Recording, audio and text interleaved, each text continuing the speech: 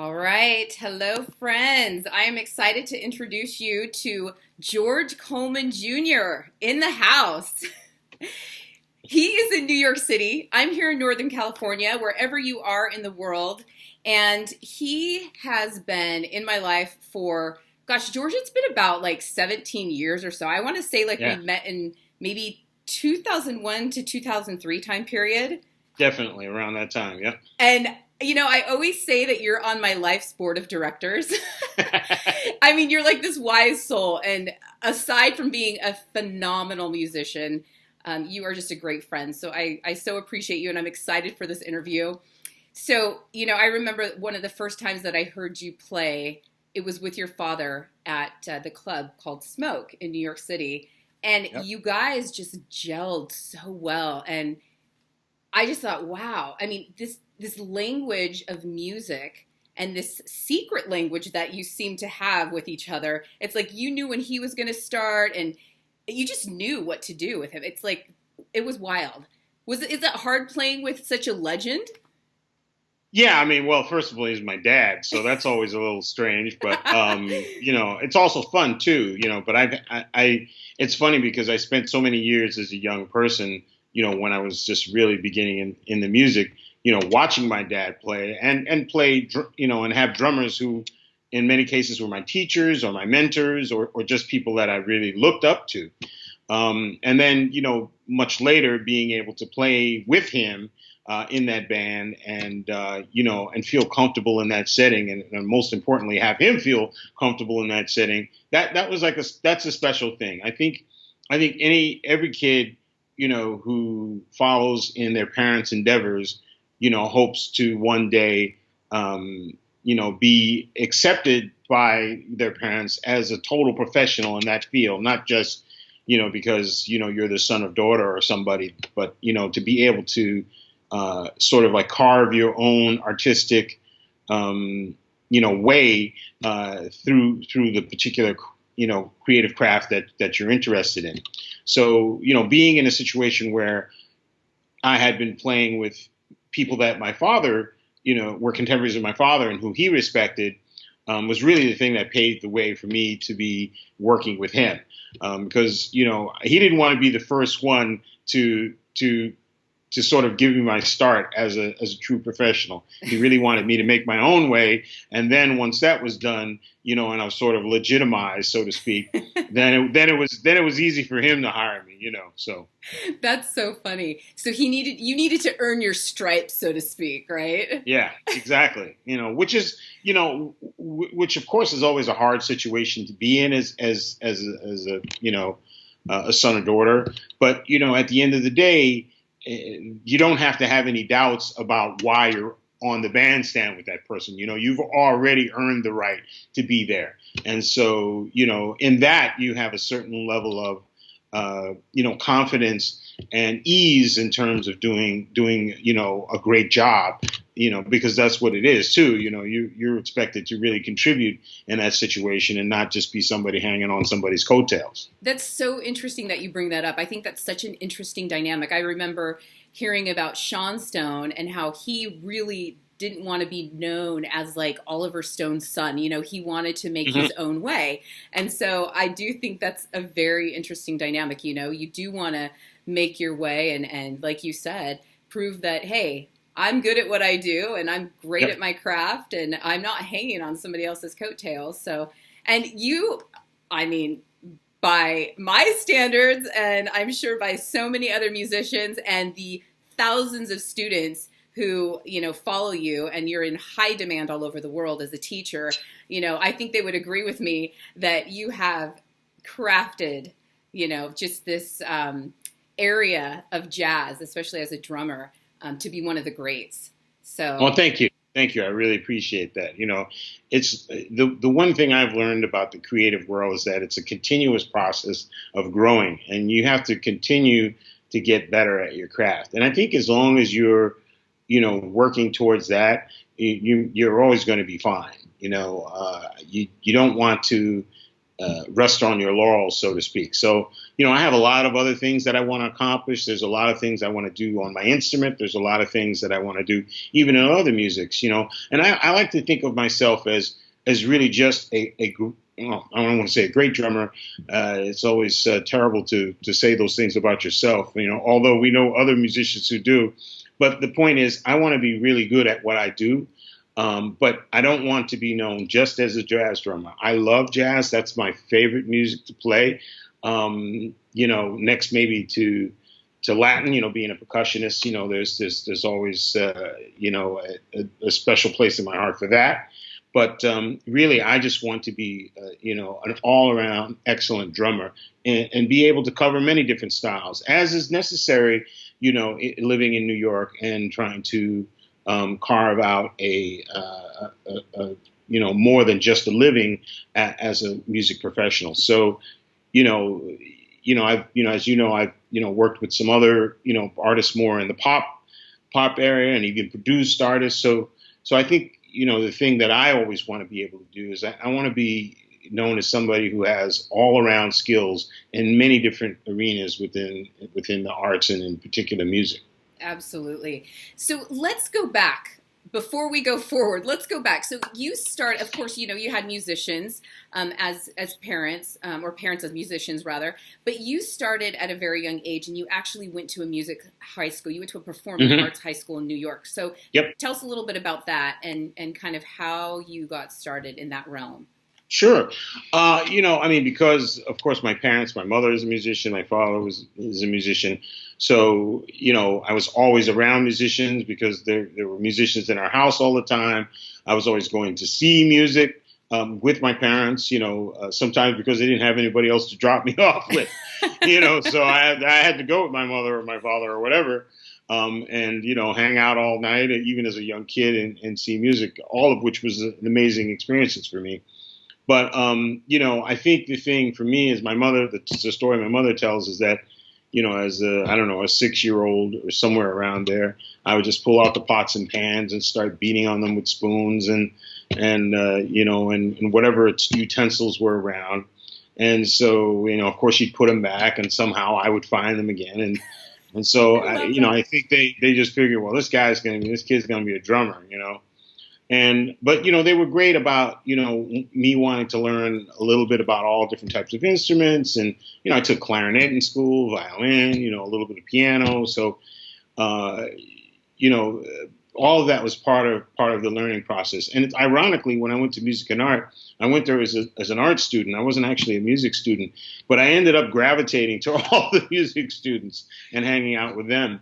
So, I had some great classmates there. I mean, many of whom are, household names. Steve Jordan, who plays with John Mayer, Kenny Washington, one of the greatest young jazz drummers. I mean, I guess he's older now, but certainly of his generation.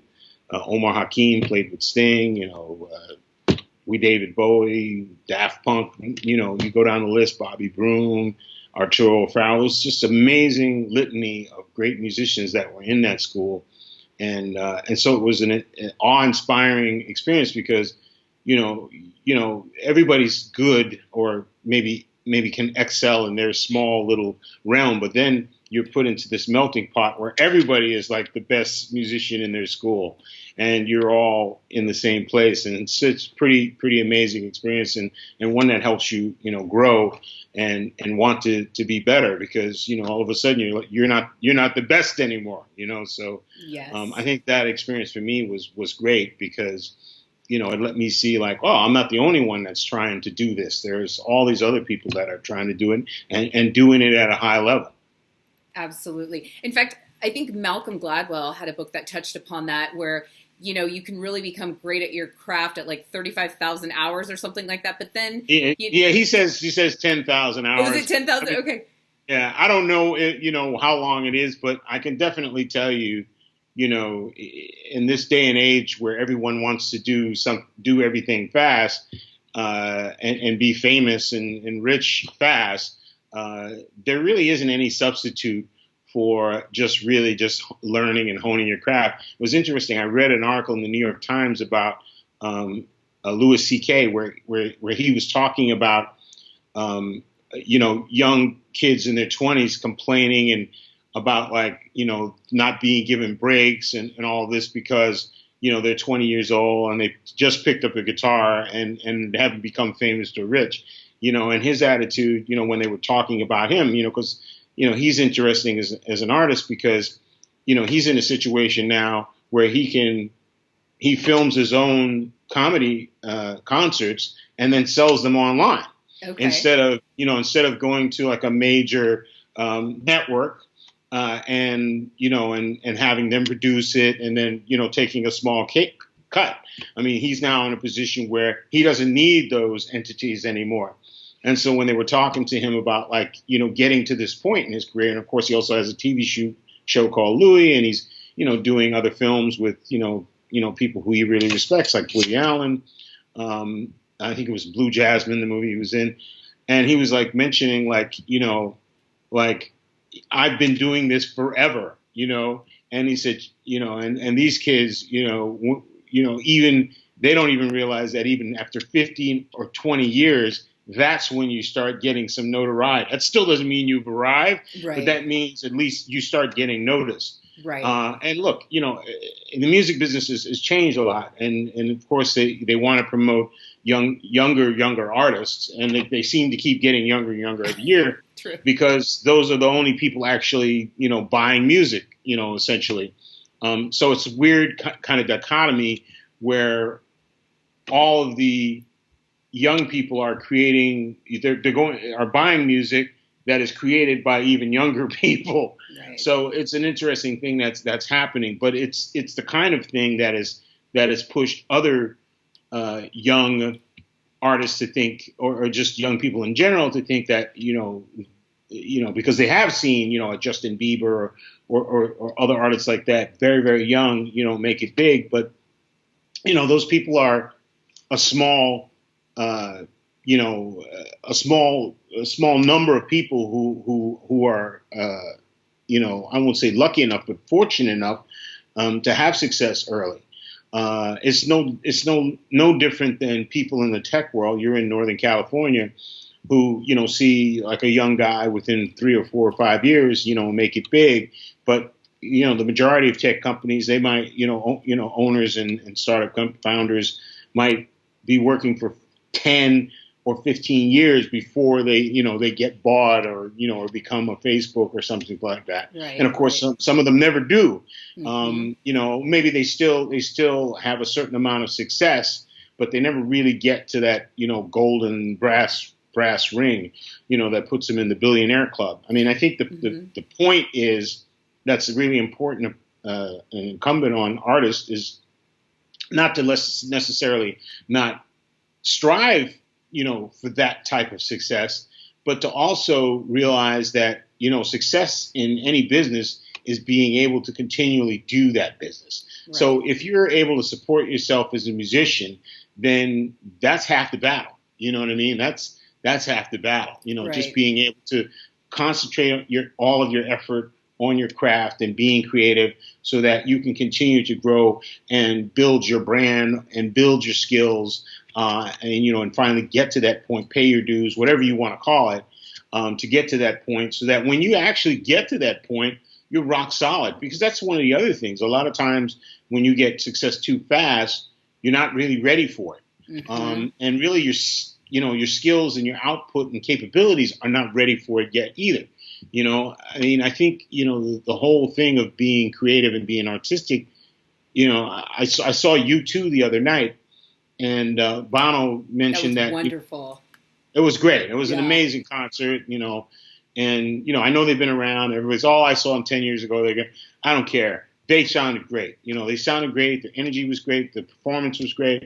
And it was interesting because Bono said that, his first performance in America was at the Ritz in 1980. And I remember the Ritz in New York City, and I hadn't thought about it for, probably 20 years because it's probably been gone that long. But he mentioned that at that time, even though they were on the cusp of just completely blowing up, he said at that point, we were just beginning to learn our instruments. That's what he said, Interesting. So, now, these many years later, I mean, 40 years later, 30 years plus later, they're confident in their ability as musicians, even though they've been famous for a long time. Right. But by him even saying that, it's him acknowledging that, not to say that they weren't ready, but that, they weren't the musicians then that they really are now or wanted to be. So even somebody like that who had early success, and of course they're mega stars, they're not just successful, they're, really beyond.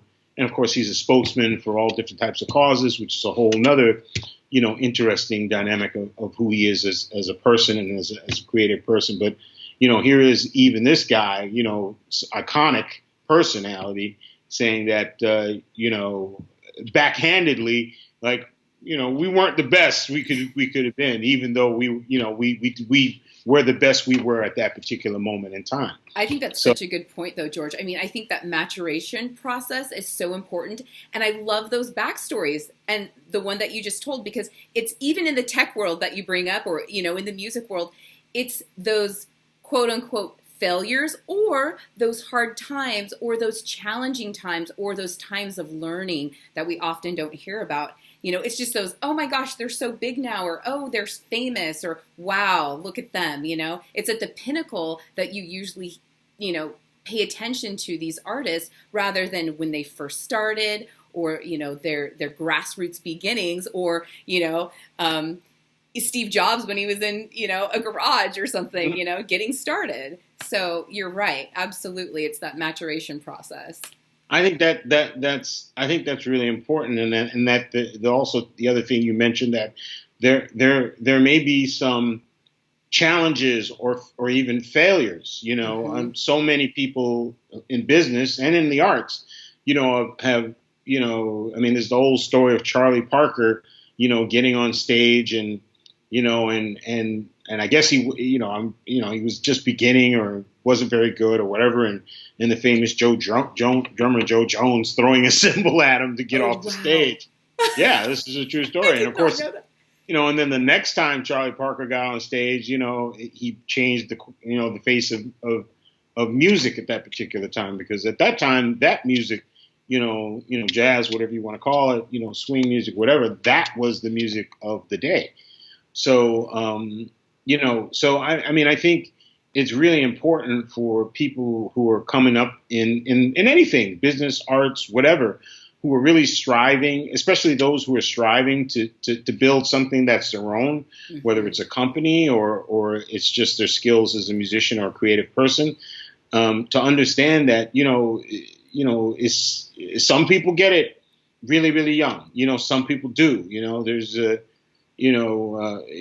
there's plenty of examples of that. But some people, most people, it's a grind. And it's really about persevering through that grind and not being discouraged and continuing to drive. I mean, a guy like, Louis C.K., talking about, where he is at this point. He took a pretty big risk, doing a concert, funding it himself, and then putting it on the internet for $5 or $10 or whatever it was, and hoping that people would actually buy it. And of course, once they did, he was like, holy crap, I can just do this every time, and I don't need, HBO or Comedy Central or FX or whoever, to do that for me. Of course, it's nice if they will, but I don't need them to do it for me. I can create my own business by doing these things myself. And more importantly, I can have creative control, and I can take a larger piece of the pie because, I'm responsible for the product, soup to nuts. Right. I wanted to go back to a point that you made earlier. So when you were kind of cast into this music and art school where everybody was great, and had so much talent, but where was the separation where, okay, you're gifted, but now you have to work hard? Because then I'm sure you probably saw people start dropping off where they're like, oh, shoot, now I have to work hard. You know what I mean? So, and now that you have to work hard, what inside you pushed you to keep going? Because, Nah. there's those people who are like, okay, yeah, I'm talented, but no, I'm not going to work that hard anymore. Then there's those people who are like, okay, I have what it takes. I have the drive. I'm going to keep working. So what was it for you to keep going? Well, as I went to college. I got a degree in engineering. So, my route to being a creative, musician is probably not typical. And part of that was because, I saw my parents do it. I saw them struggle too, It was much later. Their real success, both professionally and financially came much later in life. And so, I think they also encouraged me to be open to other potential careers. But, I think the thing for me is twofold.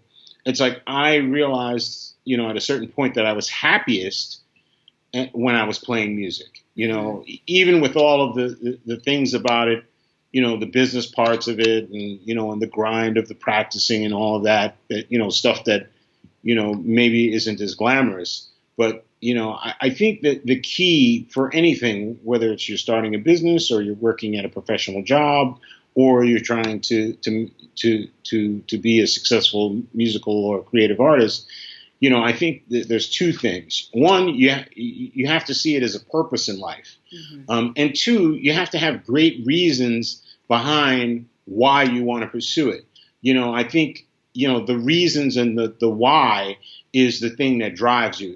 If as in many cases, people want to, if a person wants to be a musician because they think it's going to make them famous or it's going to pay them a lot of money, those are certainly reasons that you could have for wanting to do it. And I think all creative people, want to be successful and want to be known and respected by their peers. But if that's the only thing driving you, that's going to be pretty hard when times get really, really hard. Right. When you're eating ramen or something, or or you went for that audition and you did a great job, but you didn't get the part, as an actor, say as an example. So I think that the why is the thing that continually drove me. And for me, I've always looked at the arts from a couple of different perspectives. One, I just feel like it is my destiny. It is my purpose in life. It's something that,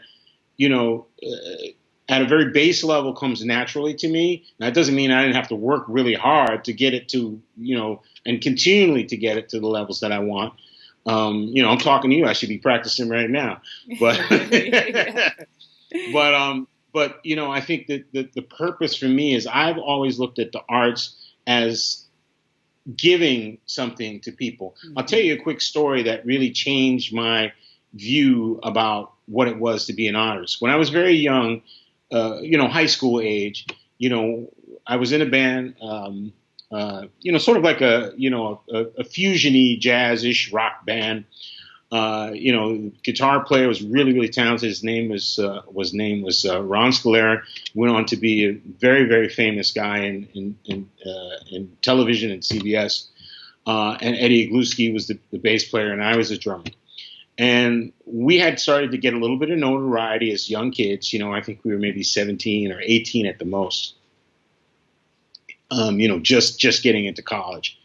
And, as young guys, we got some notoriety and we had been playing together since high school. So, we were pretty tight as a band, had the same interest in music. And so we were playing at this place out in Jersey. It was called Katie Gray. And there was iconic musicians, John Scofield, Billy Hart, all these guys had played there, much older than us. And, we were given an audition to come there and play. And, we did the audition. And I felt really bad because I felt like I really, I was really excited for this moment, and I felt like I played really terribly. And I was very introspective. I wasn't even thinking about the band. I was just thinking about me. Mm. And so this older gentleman, well, older to me, maybe he was in his 30s, late 30s, something like that, early 40s maybe, came up to me and said, that he was feeling really, really down that day. And, our playing, hearing us play really, lifted his spirits. Wow.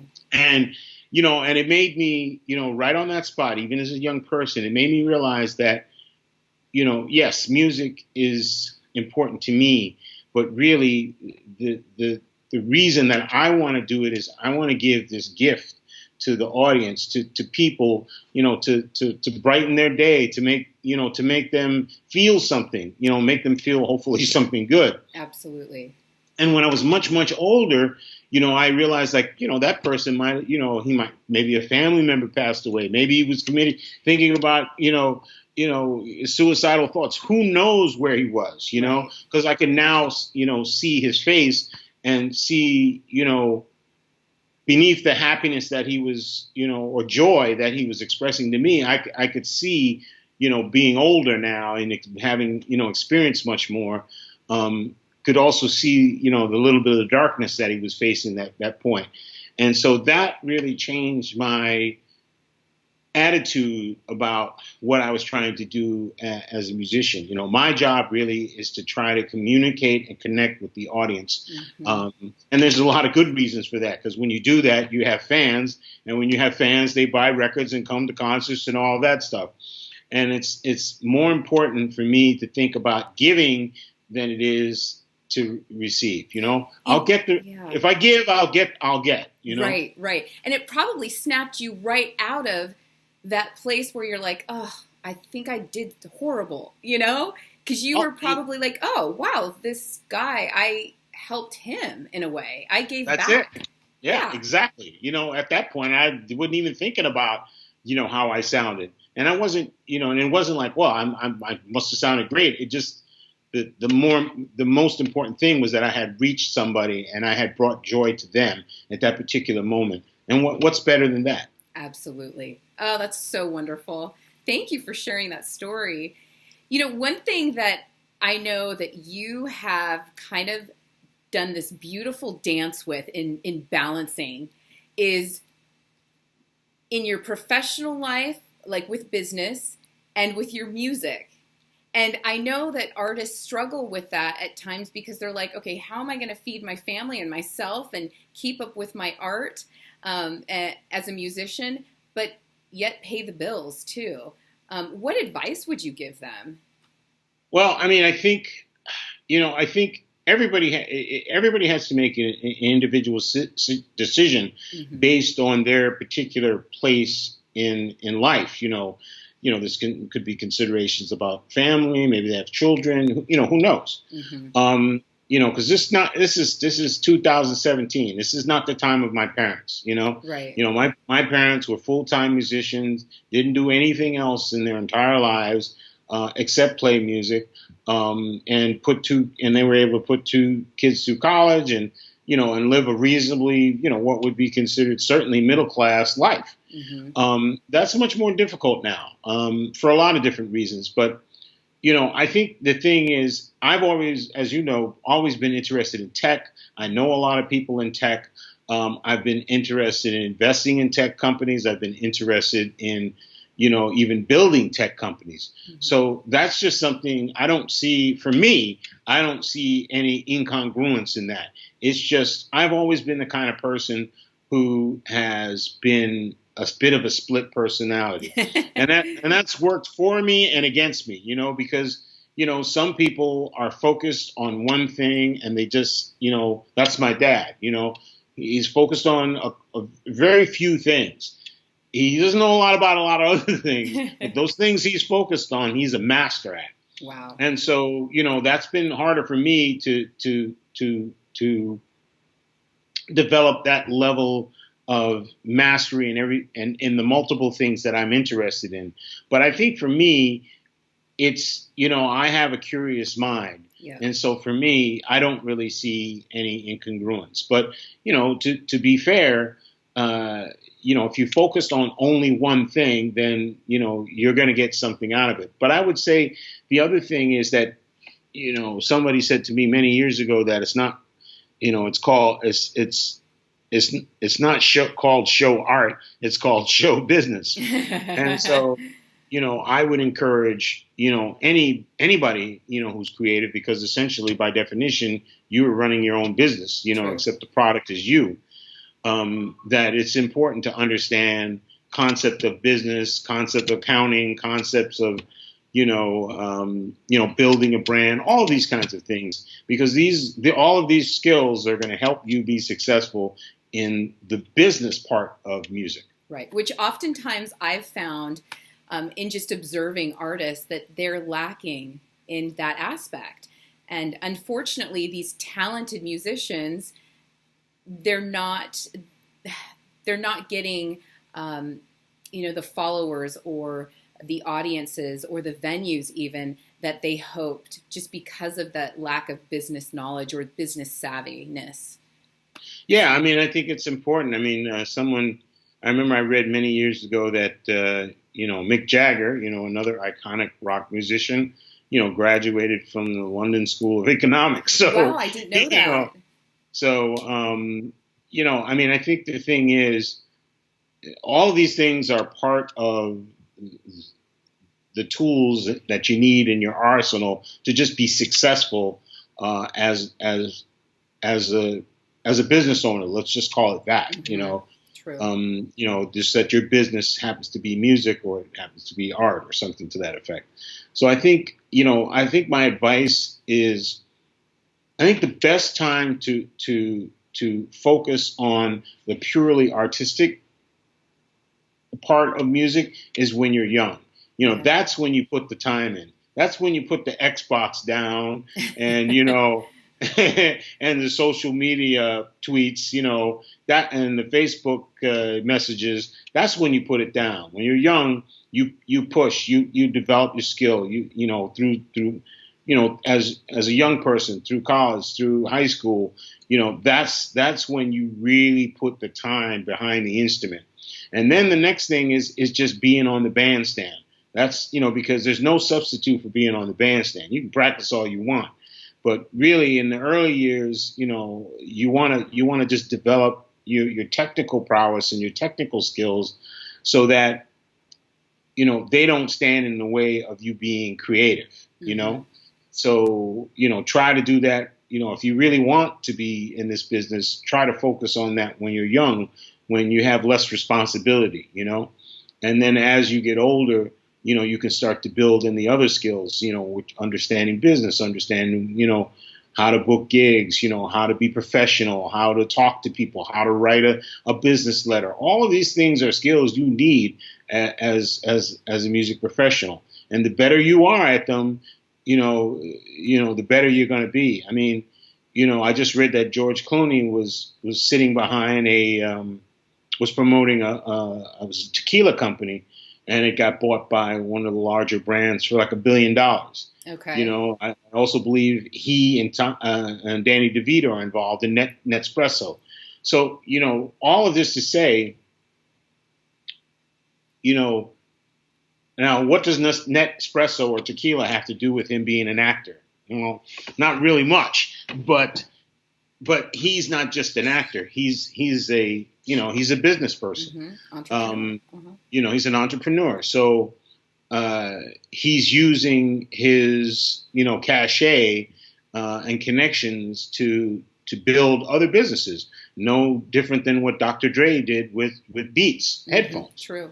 So I think it's important to know something about these things. I'm not saying that you should negate, what you're doing in terms of your creative endeavors and practicing and songwriting and whatever, because all of that takes a lot of time too and a lot of focus. Right. But I'm just saying, read some business books. There's tons of music business books and books or even on the web. There's tons of information out there. Try to focus your energy on just learning multiple aspects of your craft, and it'll serve you well. That's wonderful. That's such great advice. So there's a movie that came out a couple years ago where there was, this young drummer who was at a music school, and he had. I knew you were going to ask me about that. And I was astounded by just the storyline, and I was just wondering. I mean, are there teachers? Are there instructors like that? Did you ever experience anything like that, or was that so Hollywood? That's totally Hollywood. I mean, okay. I'm sure there's. I mean, look, I've had I've never had a teacher like that. Okay. I mean, I've never been forced to have my hands bleeding, for practice. Oh my gosh. So that's just a Hollywood story. I mean, Okay. I think all good teachers enforce a certain level of discipline to us as students and professionalism. At least good teachers anyway. So I've had that. I remember one time I was late for this one particular teacher, Michael Carver, an amazing drum teacher. I was late for my lesson, and he just gave me an hour. My lesson was comprised of him giving me an hour lecture on, how unprofessional I was to being late. And of course, I was never late again. So it wasn't like he yelled at me, or anything like that. He just, everything he said was right, So.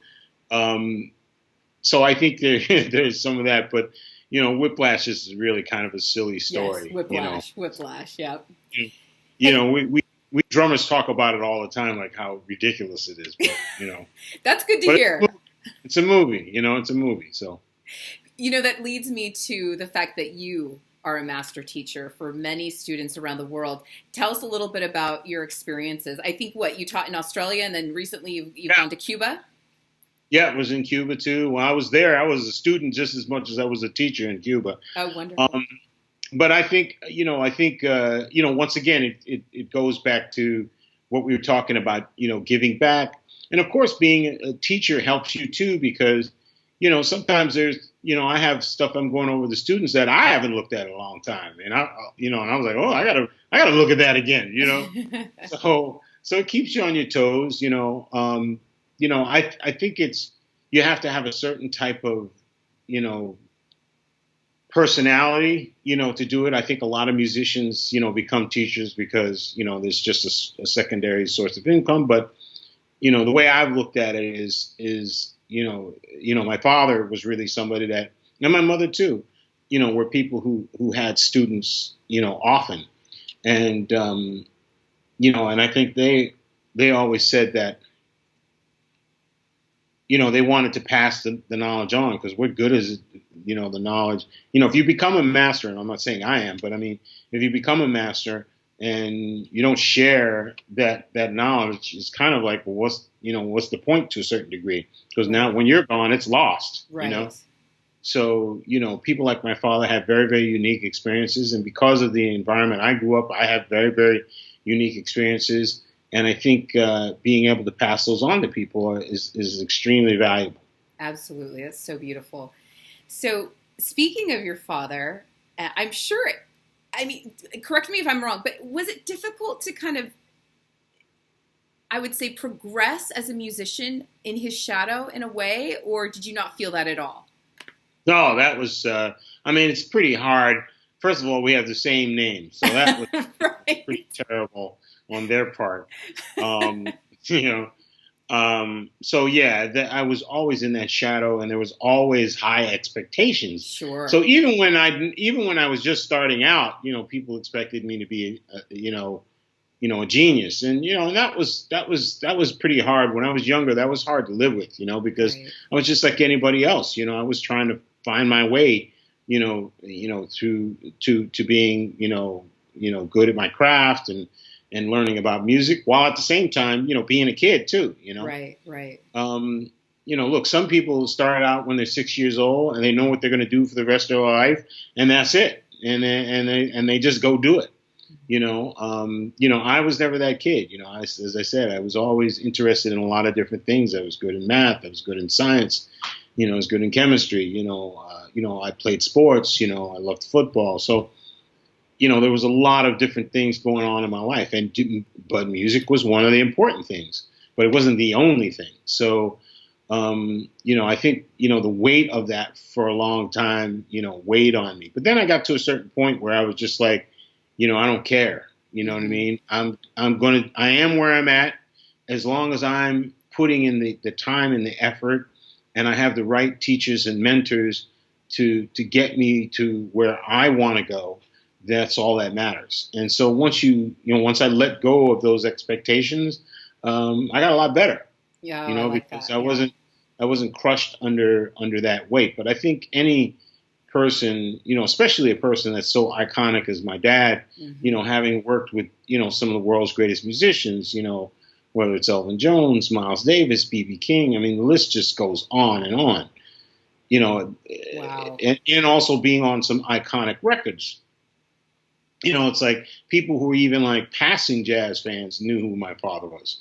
So, I think that was very, very tough for me. But, that was the thing, but when I was able to get to a certain point and just sort of let all of that go and not really care about what other people thought about me and just really focused on what I was doing to be better, and making sure that if I was putting in the effort necessary to get to the point and level that I wanted to, that's all I could ask of myself. I couldn't ask anymore, Right. And that's a hard thing to do, Absolutely. especially in those kind of situations. But, once I was able to kind of let all of that go, things just got simpler and easier. And I started getting hired more by different people who, were of the level and notoriety of my dad. So that's a beautiful point that you make too, because I think aside from feeling that maybe your parents and other people place such high expectations on you, you probably place those expectations on yourself. And so, like you said, it was probably so crushing. So I think that's a wonderful lesson for everybody. Just, let yourself off the hook and just let it go. And so then a whole world opens up. And it was probably even more comfortable for you to then play with your father, and you probably became more at ease. Yeah, I mean, I think once I was legitimized by people who he respected in terms of them hiring me, then, it wasn't a big deal for him to start hiring me, not because I was his son, but because he needed a good drummer. Right. So, then it became easier. And of course, I learned more. There's no substitute for being on the bandstand, as we talked about before. Right. So, and of course, I know his music. Nobody knows his music like I know his music. Absolutely. And that's what I mean. You share the secret language between one another. It's like, it's almost telepathic. This music telepathy. Yeah, I mean, he has that with Harold Mayburn, his pianist of, 50 plus years. They grew up and left Memphis together, in the mid or early 50s, and they've been playing together all these years. And Harold in more recent years, has his own band and has branched out and worked with a lot of different other people. But I mean, still, as far as a combination, piano and sax, you don't get any better than those two guys. They just know, what each other's going to do before they do it. Wow. It's pretty amazing to watch. That's so neat. And your mom, she was a vocalist as well, or organist? Tell us a little bit. Yeah, she was. Yeah, mom started out as a bassist. Actually, she played bass with Duke Ellington, and she ran the jam session at the famed Birdland. Where bebop was basically created on 52nd Street, and she then later switched to always played some piano, and then later switched to organ. She sang, and she also composed. She wrote a lot for a lot of singers, including Carmen McRae, Etta Jones, and people like that. Amazing. So she was quite iconic in the music too, because she was an early pioneer as a female instrumentalist. In those days, females were always expected to be singers or something, and my mother and played the bass, which was even more bizarre. There weren't a lot of female bassists in the 1940s, and 50s, but my mother was one of them. Oh, that's so wonderful. What history, that your entire family has made, and like you said, pioneers. That's wonderful. Yeah, I've been very blessed with that. That's you just dropped into that. You don't have anything to do with it, so. That's a pretty cool thing. And as you know, I'm working on a documentary on the family, yes, which, actually I feel is going to be finished this year. So I'm pretty excited about that, Wonderful. Now, you started out a few years back, and you really wanted to just kind of tell the history of your parents and their music and, just the legend that they've created. And Why was that so important for you? Obviously, just to make sure that it was told. Well, there was a couple of reasons. My parents divorced when I was very young, and there was a lot of animosity, in my teen years between them. And as they got older, as time happens, they started to mellow a bit. And I thought it would be and then we made a record together, Oh, wow. which was pretty prophetic because a year later my mother had passed away. Wow. Fairly unexpectedly, and we had played a concert together, and we had videotaped the concert, and so I think the thing that kind of drove me to this conclusion was really just kind of document these moments, with my parents and about my parents, before they would pass on, and be able to have that as an archive for the family, and also to honor my parents in terms of, who they were as creative people and who they were as parents. They raised two pretty decent, human beings. So, meaning my sister, Gloria Coleman. So she was smart enough not to get into music. She played piano when she was younger, but she ended up becoming a graphic designer. And I think is very happy that that's her chosen field. Excuse me. But, yeah, so that was really the impetus, because I also I didn't want to make a jazz documentary, because I thought that would be very limiting. I really wanted to make a documentary, film about family, and maybe how art maybe pushed the family apart, but then at the same time later in the family's history kind of brought them together. And I thought that would be something that would be universal, because we all have issues within our families, Absolutely. That's wonderful. That's a very beautiful, excuse me. That is a beautiful reason. And they absolutely raised two wonderful children.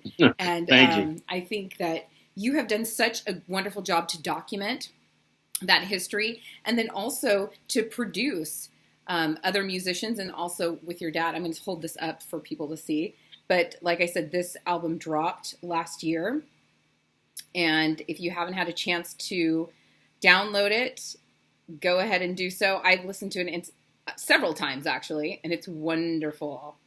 Tell me a little bit about this project, George. Well, it was kind of interesting. I actually got a call from the producer, not even my dad, who said, "Hey, your dad wants to I want to make a record with your dad, and I wanted to have you on it." And I said, well, that's great. I said, "Did you clear it with him?" And he said, yeah. He said, your dad's getting up there, and he said, hey, this might be his last recording project, and I wanted to make sure that I had something on my label. And it's funny because you mentioned Smoke, but that's the label. It's Smoke Sessions, which is run by the two owners, Paul and Frank, who own Smoke and have created a recording label to record some of their favorite musicians. So, wow. I was very honored to be part of the project. And the bass player, Bob Crenshaw, was somewhat ill, during, various spans. We actually ended up postponing the record date, because he was having some health issues. And as it turned out, not long after, maybe several months after it came out, he passed away. Oh, wow. And so it was the last record he ever made. And he was such a beautiful person, and he's very famous. I mean, the guy is probably on like 500-600 records. He's on a lot of records, Bob Crenshaw. And he was just such a warm and engaging and really great person to be around, but also to play with. And so for me, it was a chance to play with my dad, of course, but it was just a nice, record date, in general. It was pretty easy. Everything was done in one day. Most things were done in one take. Wow. So yeah, it was a great experience for me. So we have Mike Ladon, Bob Crenshaw, and then you and your dad. And then they had a special guest, Peter Bernstein. He played guitar on two cuts, I believe. So I mean, just in this interview, it sounds like you've had a couple of projects, I mean, with your mom and dad even, where just after these projects, you've had these beautiful artists, a couple of them pass. So how wonderful that just the timing was like perfect for you to all collaborate together.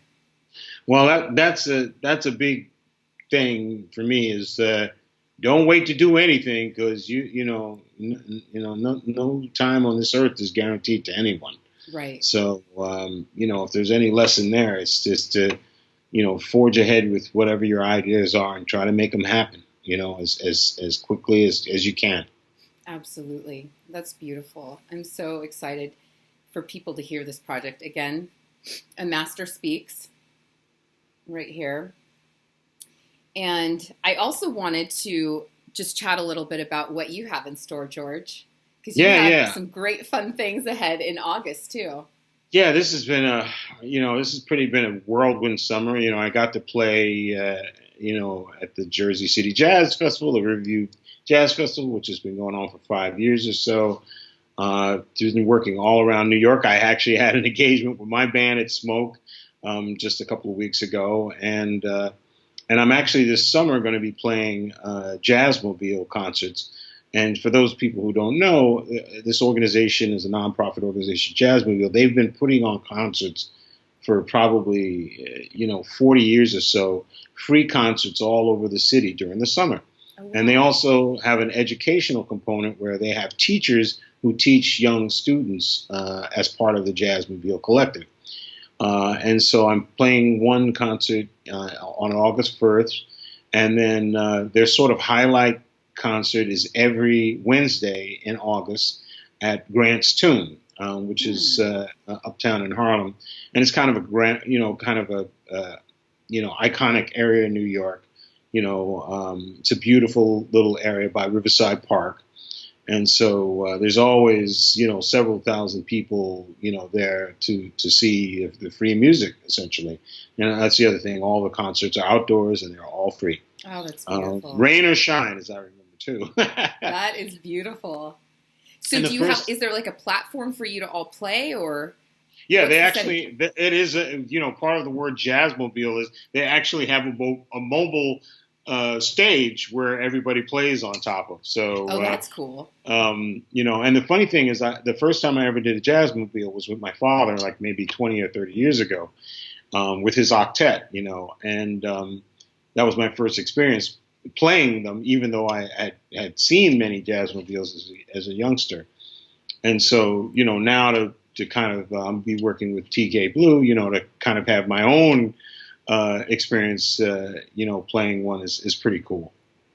That is so fun. That's great. Where can we find your music? So, I mean, obviously I know where to find it, but for those around the world who, want to hear a little bit more, where can we find all of your tunes? Yeah, pretty easy. They can go to rivingtonproject.com. And that's the name of my band, the Rivington Project. We got that name from Rivington Street Studios, where I had a rehearsal studio for almost a decade, and where much of my musical ability was honed, as a more seasoned professional musician. So I decided, well, let's call the band the Rivington Project because that's where we practiced and wrote most of this music. So they can find it there. I love it. That's so exciting.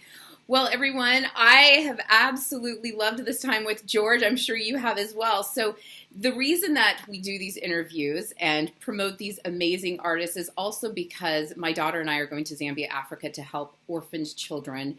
And it's through a nonprofit organization called Mothers Without Borders. So we're trying to get 1,000 people to donate $10 because our goal is $10,000 by July 18th. We've raised about 50% to goal. So that's great. Yeah, we're excited about that. So we know that with your help, we can raise just about our goal. So we are excited for this 11-day trip. We're going to help build irrigation systems. We're going to help paint some structures for them. We are going to help, obviously, play with them at the Children's Resource Center. Many of them, like I said, have HIV and AIDS. So sad circumstances, very challenging circumstances, but we're just excited to go over there and just help wherever we can. So it's very exciting for us. And then, of course, I'm always just honored to be able to talk to these wonderful artists like George and hear about his musical path and journey and what he has in store. So, George, thank you so much for spending this time for me. I really appreciate it. Jodi, you are so welcome. And I want to say to all of your viewers that this is an amazing and great cause, and that you and your daughter are just two of the loveliest people I've ever known, and you're quite talented yourself as a dancer and a singer and an on-air personality.